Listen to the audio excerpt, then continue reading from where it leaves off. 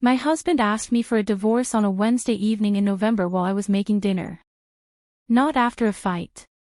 Not at the end of a conversation that had been building towards something. He came into the kitchen while I was stirring something on the stove, and he stood in the doorway with his hands in his pockets, and he said he thought we had grown apart and that he believed it was time to end the marriage. He said it the way people say things they have rehearsed, with a particular flatness that comes from having practiced the words so many times they have lost their texture. I turned off the stove. I looked at him. I asked him if there was someone else. He said no. He said it was simply that he had been unhappy for a long time and he thought we both deserved to be honest about it. I told him I appreciated the honesty. I went to bed at my usual time. I did not cry that night, which surprised me, not because I did not feel anything but because what I felt was not primarily grief. What I felt was something more like the particular alertness that arrives when a situation suddenly requires your full attention, and your instincts understand this before your conscious mind has caught up. My name is Natasha. I am 31 years old. I am a forensic accountant. I find things in numbers that people have tried to hide. I have been doing this professionally for 7 years, and I am good at it in the specific way that people are good at things they were built for, where the skill feels less like something learned and more like something that was always there waiting to be used. I had applied that skill to hundreds of cases before the Wednesday evening my husband stood in our kitchen doorway with his hands in his pockets. I applied it to my own marriage 4 days later. This is what I found. The marriage. David and I had been married for 6 years. We had met at a professional conference, dated for 14 months, and built a life together that looked from the outside like exactly what it was supposed to look like. A shared apartment, shared finances, shared plans for the kind of future that two people describe when they are building something together and both believe the other person means what they say. David worked in corporate finance. He understood money in the broad structural way that people understand the field they work in, the instruments and the markets and the general mechanics of how capital moves. What he did not understand, and what I had never had reason to make him understand, was the specific forensic dimension of financial investigation, the particular skill of finding money that has been moved deliberately to avoid being found. That distinction turned out to matter considerably. In the 4 days between the kitchen doorway conversation and the morning I sat down at my desk with our financial records, I had been thinking. Not about the marriage specifically, not about whether it could be saved or whether I wanted it to be, but about the particular quality of how David had ended it. The flatness of it. The rehearsed quality. The answer to my question about someone else, which had been too quick and too smooth to be entirely unconsidered. I had been thinking about the money.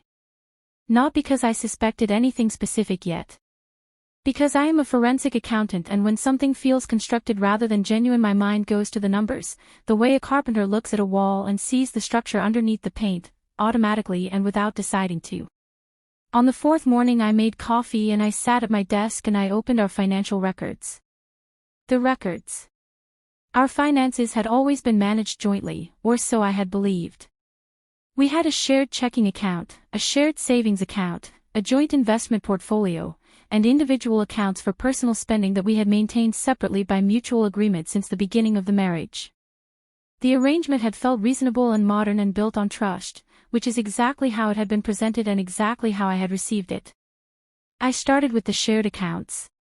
Everything looked normal at first pass, the ordinary flow of a shared financial life, income coming in and expenses going out in the predictable patterns of two people living together. I almost stopped there. Almost. Instead, I did what I do when something feels constructed. I went deeper. I pulled every transaction across 6 years of shared account history and I began cross-referencing the outflows against the household expenses I could document. Rent. Utilities.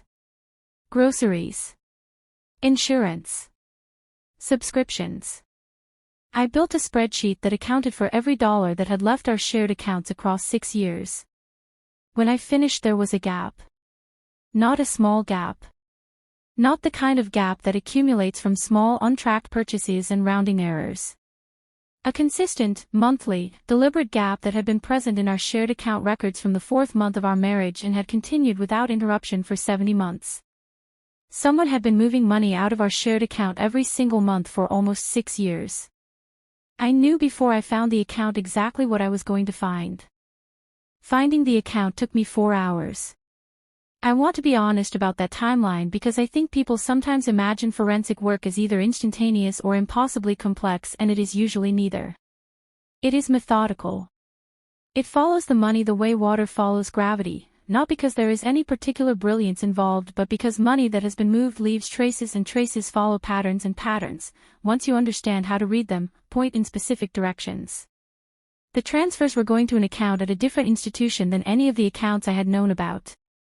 They were structured carefully, never large enough in any single month to trigger automatic alerts or to be immediately visible as significant, between $800 and $1,200 depending on the month, the kind of amount that disappears into the ordinary noise of a shared financial life if nobody is looking for it specifically.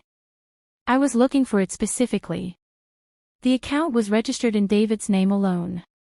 It had been opened 4 months into our marriage, which meant it had been opened while we were still in the particular warmth of a new shared life, while we were still using the language of building something together, while I still believed that the arrangement we had agreed to was the arrangement we were actually living inside. I sat at my desk for a long time after I found it. The total across 70 months of consistent transfers was just under $73,000. Not a life-changing amount in the abstract. A very specific amount in the context of a marriage where I had believed our finances were genuinely shared, where I had made decisions about my own spending and saving based on a picture of our financial life that had been constructed to exclude this particular number. I thought about the decisions I had made across those 6 years with that money missing from the picture I was working from. The professional certification I had decided was too expensive in year 2. The opportunity one had passed on in year 4 because I had not felt financially secure enough to take the risk. The conversations David and I had had about our savings rate and our future plans and what we could and could not afford, conversations in which he had participated with apparent sincerity while knowing that $73,000 of our shared income was sitting in an account I did not know existed. I finished my coffee. I opened a new document. I began building the report. The report took me 9 days to complete.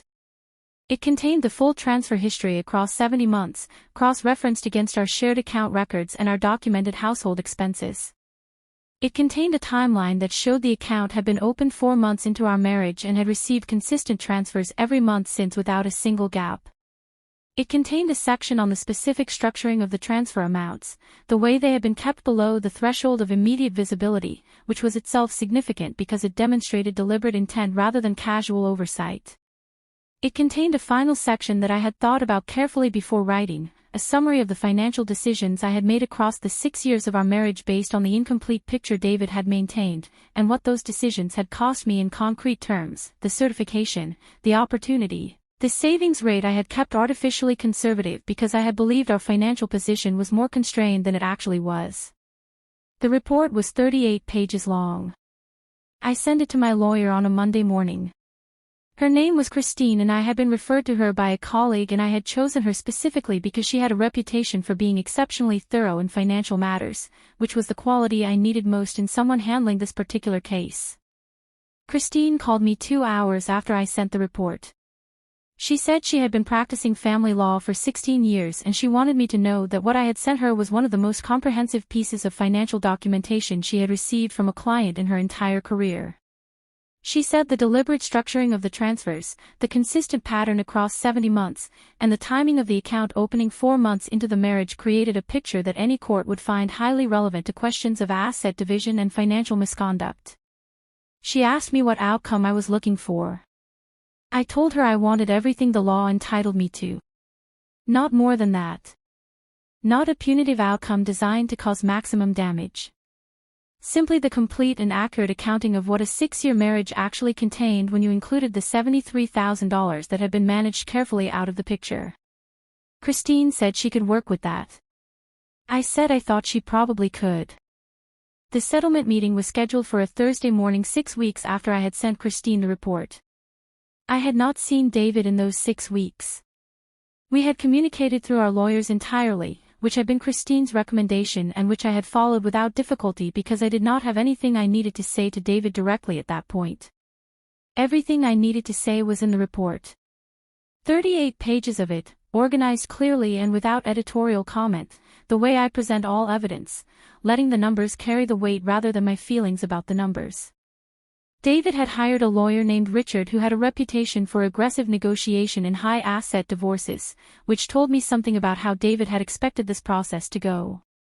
He had expected, I think, to arrive at a settlement negotiation with a hidden advantage, $73,000 sitting in an account his wife did not know about, and to walk away from the marriage with that advantage intact while dividing only the assets she was aware of. He had not anticipated the report.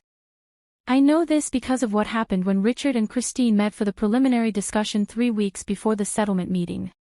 Christine told me about it afterward in the measured way she told me most things, factually and without dramatization.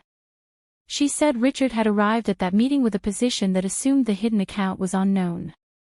She said she had placed the report on the table within the first 10 minutes.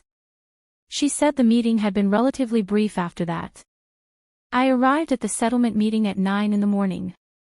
David was already there when I walked in, sitting across the table with Richard beside him, and he looked at me the way people look at someone when they have spent 6 weeks understanding that the situation they are in is not the situation they believed they were managing.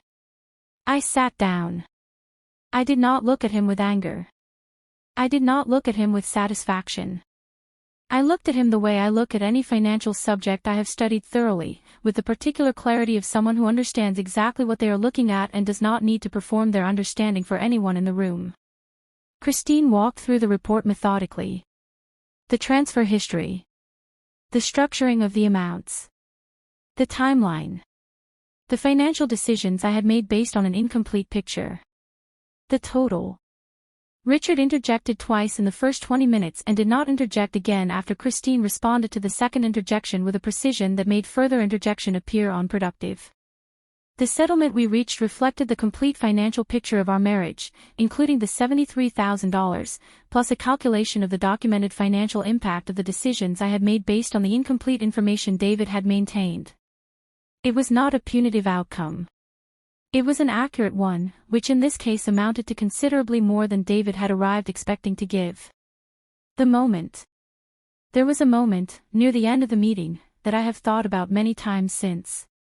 Richard leaned over and said something quietly to David that I could not hear. David looked at the table for a moment and then he looked at me directly for the first time since I had walked into the room.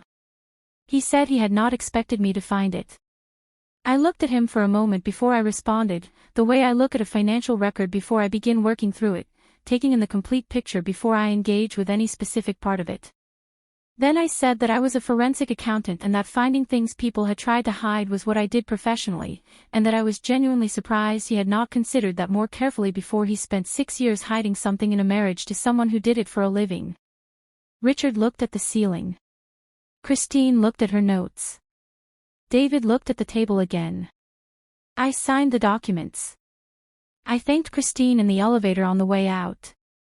I walked to a coffee shop 2 blocks from the building and I sat at a table by the window and I ordered the most expensive thing on the menu because it was a Thursday morning and I had just closed the most significant financial case of my personal life and I believed the occasion merited it. I sat there for an hour. I did not think about David. I did not think about the marriage or the 6 years or the Wednesday evening in the kitchen doorway. I thought about the certification I had decided was too expensive in year 2, the one I had passed on because I had believed our financial position was more constrained than it was. I called the certification body that afternoon and asked about enrollment for the following quarter. The fee was $2,000. I paid it without looking at the number twice. If someone tried to leave your marriage with more than they were entitled to and forgot who they had married, leave a comment. Tell me where you are watching from. Subscribe for the next one. This is Hidden Truth Revenge, where the truth always finds a way.